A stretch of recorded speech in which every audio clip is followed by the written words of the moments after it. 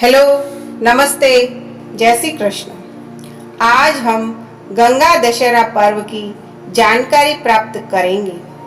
दुनिया की सबसे पवित्र नदियों में से एक है गंगा। गंगा के निर्मल जल पर लगातार हुई शोधों से भी गंगा विज्ञान की हर कसौटी पर खरी उतरी है। विज्ञान भी मानता है कि गंगा जल में कीटाणुओं को मारने की क्षमता होती है, जिस कारण इसका जल हमेशा पवित्र रहता है। यह सत्य भी विश्वव्यापी है कि गंगा नदी में एक डुबकी लगाने से सभी पाप धुल जाते हैं। हिंदू धर्म में तो गंगा नदी को देवी माँ का दर्जा दिया जाता है। यह माना जाता है कि जब माँ गंगा स्वर्ग से पृथ्वी पर अवतरित हुई तो वह ज्येष्ठ मास के शुक्ल पक्ष की 10वीं तिथि थी। तभी से इस तिथि को गंगा दशहरा के रूप में मनाया जाता है। कहा जाता है कि जिस दिन माँ गंगा पृथ्वी पर अवतरित हुई उस दिन एक बहुत ही अनूठा और भाग्यशाली मुहूर्त था। उस दिन ज्येष्ठ मास के शुक्ल पक्ष की 10वीं तिथि और वार बुधवार था। हस्त नक्षत्र था, व्यतिपात योग था, गर योग था, आनंद योग था, कन्या राशि में चंद्रमा था और वृषभ में सूर्य। इस प्रकार 10 शुभ योग उस दिन बन रहे थे।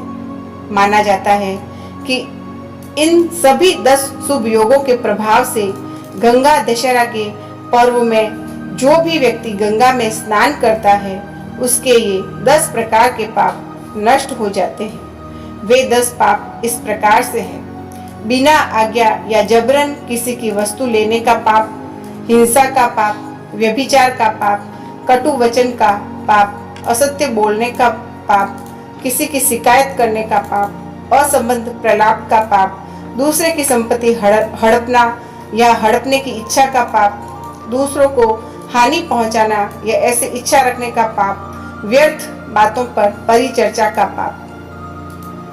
कहने का तात्पर्य है कि जिस किसी ने भी जाने अनजाने पाप कर्म किए हैं और जिसे अपने किए का पश्चाताप है और इससे मुक्ति पाना चाहता है तो उसे सच्चे मन से माँ गंगा में डुबकी अवश्य लगानी चाहिए। यदि आप माँ गंगा तक नहीं जा सकते तो स्वच्छ जल में थोड़ा गंगा जल मिलाकर माँ गंगा का स्मरण कर उससे भी स्नान कर सकते हैं। अब हम माँ गंगा की पूजा कैसे करें वह जानेंगे। इस दिन यदि संभव हो तो माँ गंगा के दर्शन कर उस पवित्र जल में स्नान करें, अन्यथा स्वच्छ जल में ही माँ गंगा को स्मरण करते हुए स्नान करें। यदि गंगा जल हो तो थोड़ा उसे भी मिला लें।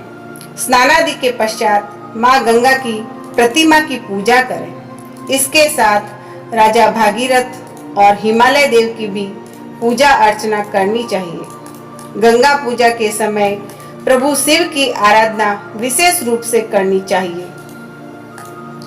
क्योंकि भगवान शिव ने ही गंगा जी के वेग को अपनी जटाओं पर धारण किया।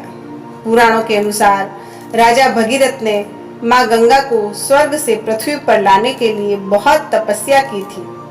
भगीरथ के ताप से प्रसन्न होकर माँ गंगा ने भगीरथ की प्रार्थना स्वीकार की, किंतु गंगा मैया ने भगीरथ से कहा, पृथ्वी पर अवतरण के समय मेरे वेग को रोकने वाला कोई चाहिए, अन्यथा मैं धरातल को फाड़कर रसातल में चली जाऊंगी और ऐसे में पृथ्वीवासी अपने पाप कैसे धो पाएंगे। राजा भगीरथ ने माँ गंगा की बात सुनकर प्रभु शिव को प्रसन्न करने के लिए तपस्या की। भगीरथ की तपस्या से प्रसन्न होकर प्रभु शिव ने माँ गंगा को अपनी जटाओं में धारण किया।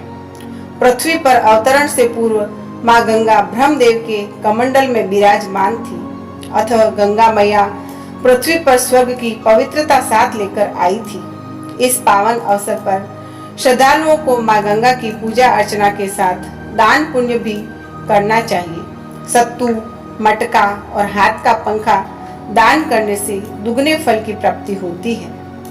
गंगा मैया के मंत्र इस प्रकार से है: नमो भगवते 10 पाप हराए गंगाए नारायण्ये रेवत्ये शिवाय दक्षाय अमृताय विश्वरूपिण्ये नंदिन्ये ते नमो नमः। इसका अर्थ है, हे भगवती 10 पाप हरने वाली गंगा, नारायणी, रेवती, शिव, दक्षा, अमृता, विश्वरूपिणी नंदिनी को नमन है।